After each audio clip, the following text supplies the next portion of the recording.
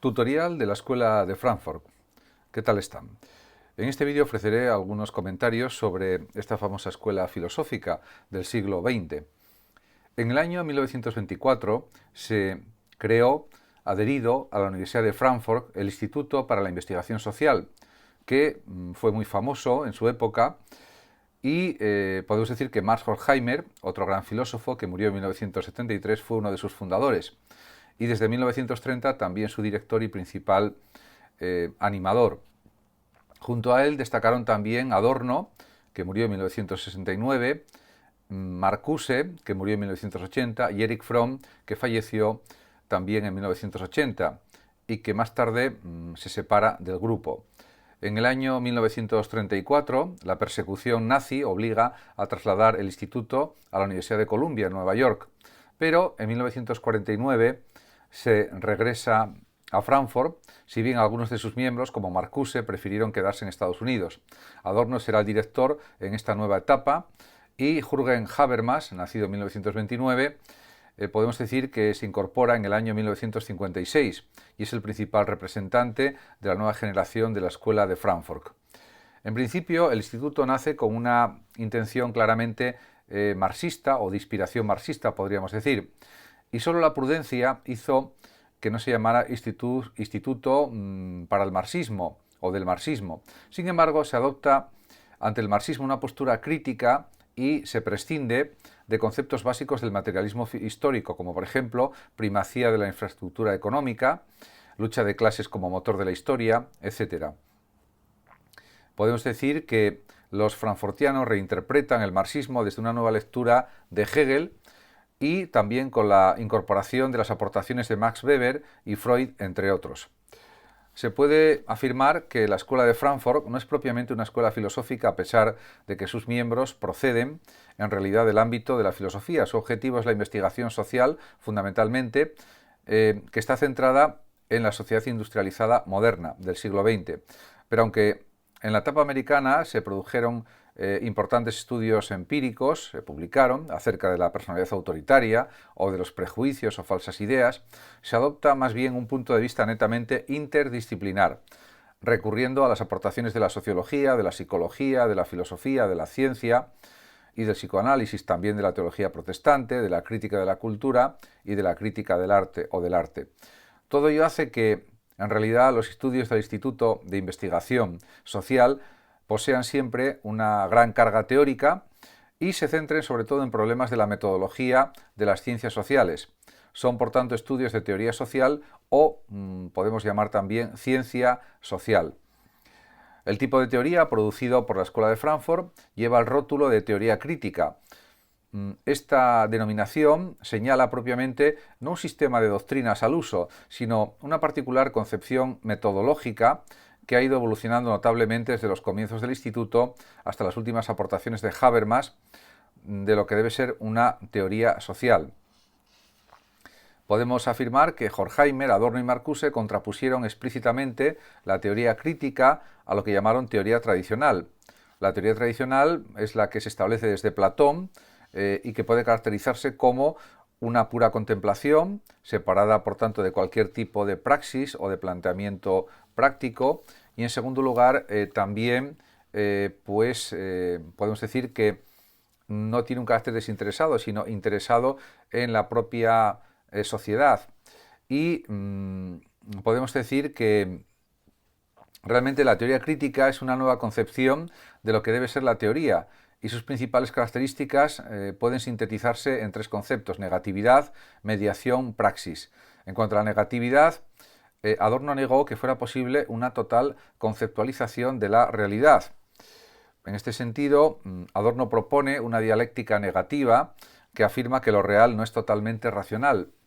En este sentido, la dialéctica positiva, dice Adorno, no ha hecho más que interpretar el mundo y mutilarse a sí misma de pura resignación ante la realidad, con lo que se ha convertido en ideología.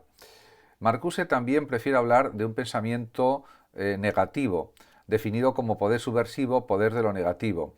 La misma carga de negatividad aparece también en una concepción utópica y los frankfurtianos rechazaron, por tanto, la posibilidad de construir una utopía positiva. No es posible determinar cómo debería ser el futuro. Únicamente es posible determinar cómo no debe ser, lo cual ya es suficiente para poder criticar el presente.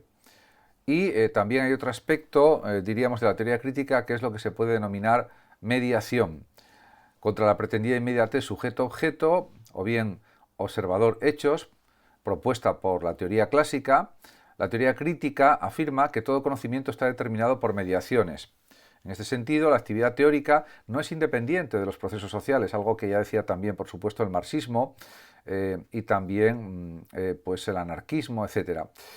La actividad teórica, por tanto, depende de esos procesos históricos, económicos, sociales y que determinan el objeto y finalidad también de la investigación. Además, para la teoría crítica, ningún planteamiento teórico es imparcial, sino que está sustentado por intereses y con frecuencia pues su aparente objetividad no hace otra cosa sino ocultar su carácter ideológico. Además, la dicotomía sujeto-objeto no se puede mantener radicalmente. Por ejemplo, el investigador es siempre parte del objeto social investigado.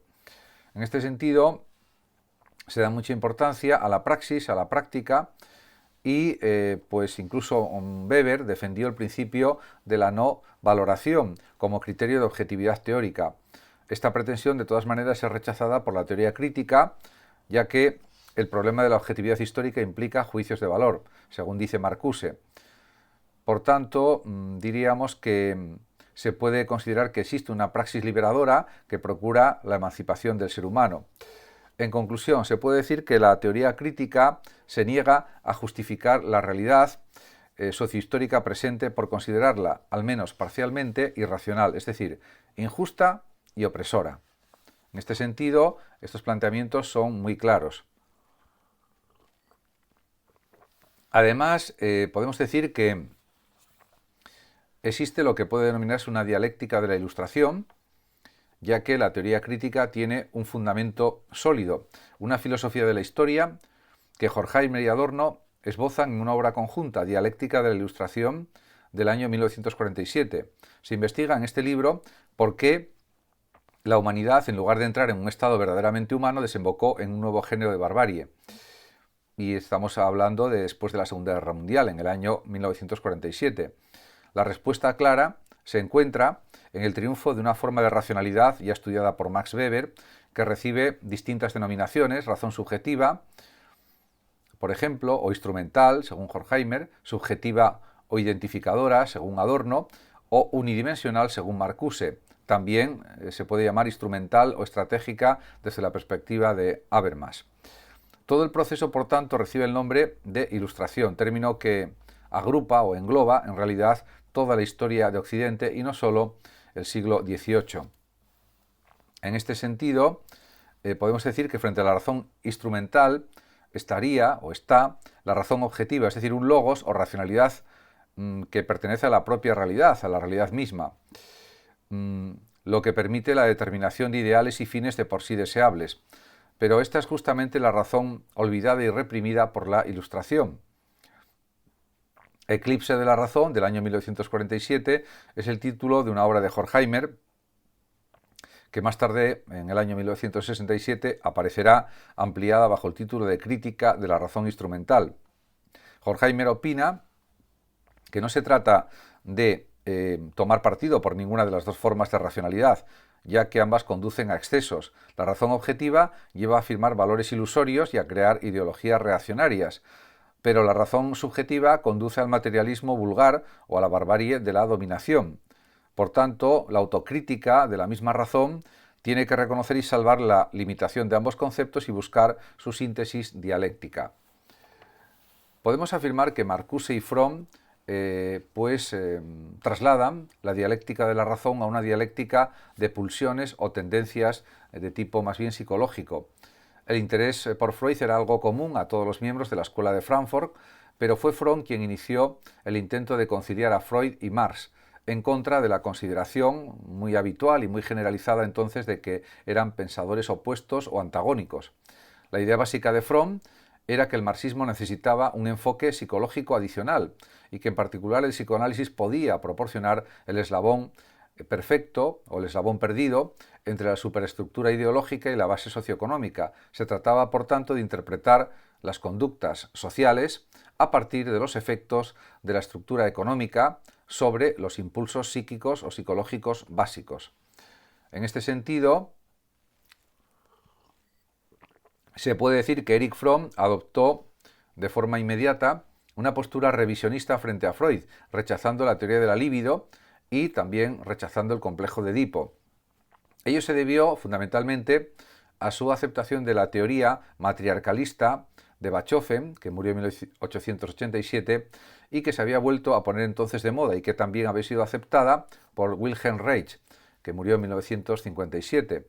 Fromm interpreta de esta manera que la historia de la humanidad puede entenderse como un paso de una sociedad matriarcal, podríamos decir, caracterizada por la solidaridad, los lazos de amor y la ausencia de propiedad privada, a una sociedad que podemos calificar de patriarcal, en la que se imponen las relaciones de autoridad y obediencia.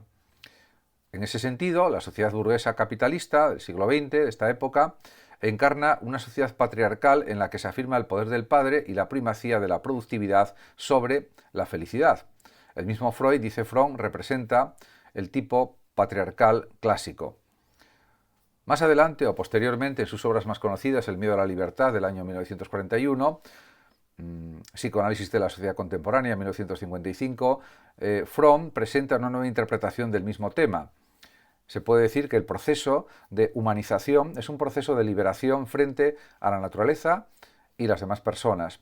Pero la consecuencia es que cuanto más libre se siente el ser humano, también se siente más solo o más aislado. Con lo cual no le queda más que una alternativa: o unirse con los otros mediante una relación de amor que respeta la libertad y la integridad personal, o hacerlo mediante una relación de sometimiento, someter al otro. De hecho, piensa Fromm, es la sociedad moderna en la que predominan las relaciones de dominación la que se conoce como lo que ha triunfado. Pero diríamos que hay que cambiarlas, estas relaciones de dominación, por relaciones de amor, y que es una posibilidad que siempre está abierta para los seres humanos. En este sentido, hay un cierto optimismo de Fromm, y su posición revisionista frente a Freud realmente no fueron consideradas por el resto de los miembros de la escuela de Frankfurt. Justamente por eso, Marcuse escribe Eros y civilización en 1953, un libro que afirma pues, una crítica del revisionismo neofreudiano a partir de aquello mismo que lo había motivado. Según Freud, el mantenimiento de la sociedad y la cultura requiere la represión del principio de placer, que busca la satisfacción inmediata, en favor del principio de realidad, que supone una satisfacción retardada y en este sentido parece algo que atrae menos a las personas. En definitiva, eso lo que pretende es la subyugación permanente de los instintos humanos desde la perspectiva de Freud.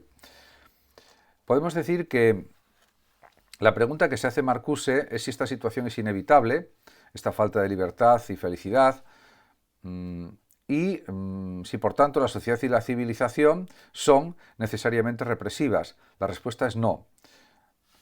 Podemos también señalar que, en conclusión, si la represión del principio de placer solo se debe a los condicionamientos sociohistóricos, el pensamiento freudiano no debe ser interpretado como un análisis desesperanzado del malestar de la cultura y deja abierta la puerta a la utopía de una sociedad no represiva y que pueda ser feliz. En cuanto a Habermas, el representante actual más importante de la Escuela de Frankfurt, podemos hablar de la acción comunicativa. La teoría crítica experimenta con él una notable transformación y el mismo Habermas en una entrevista explicaba algunas de esas claves. Y dice en El País, en el año 1987, lo siguiente, Habermas: la teoría crítica nació de una confrontación muy dura con dos experiencias, la del estalinismo y la del nacionalsocialismo. En el fondo es una variación sobre la teoría del totalitarismo, en la que las analogías entre comunismo y capitalismo se han acentuado demasiado. Yo nací 15 años más tarde, soy protestante, no judío, llegué a Frankfurt cuando ya era profesor. Mi experiencia fundamental ha sido la de la RFA, la República Federal Alemana, en la que algunas cosas importantes eran mejores y estas cosas mejores pues se hallan en las formas democráticas del sistema político. Por tanto, el tema central, desde el principio hasta el fin, sigue siendo, como también para los fundadores de la Escuela de Frankfurt, la racionalidad, término que significa para Habermas no la razón, el conocimiento, la forma de adquirir o la forma de adquisición del conocimiento, sino la forma en que los sujetos capaces de lenguaje y de acción hacen uso del conocimiento. En relación con esto, él también desarrolló la teoría de la acción comunicativa. Tal y como es expuesta en la obra de Habermas de 1981, esta teoría, en abreviatura TAC, tiene como finalidad dar razón de los fundamentos normativos de una teoría crítica de la sociedad. El problema fundamental sigue siendo el de la racionalización de la sociedad moderna. Y pues sobre esto pues ha escrito más libros y ha también dictado más conferencias, etcétera, para aclarar más sus ideas. Podemos decir que la racionalidad comunicativa es la alternativa a la racionalidad instrumental. Y en ese sentido, pues esto supone también un cambio de paradigma muy claro. Podemos decir que la filosofía occidental, pues especialmente a partir de Descartes, ha utilizado de un modo más o menos explícito el paradigma de la conciencia, basado en la contraposición sujeto y objeto. Habermas adopta un nuevo modelo, el paradigma del lenguaje, que permite la discusión crítica de las ideas y también hace posible la teoría consensual de la verdad y la teoría del discurso. Este es un modelo de ética propuesto por Habermas en coincidencia con Apple y es una reelaboración de la ética formal de Kant, ya que el imperativo categórico es reformulado de otra manera. Se concede pues a Kant que sobre una máxima universalizable puede convertirse en deber moral, pero ahora contra Kant se afirma que la universalizabilidad de una máxima solo puede decidirse en un diálogo entendido como discurso y no en el interior de la conciencia individual y solitaria. Muchas gracias a todos por su atención, saludos como siempre a los oyentes de Radio Sofando de México y hasta siempre, hasta mi próximo vídeo.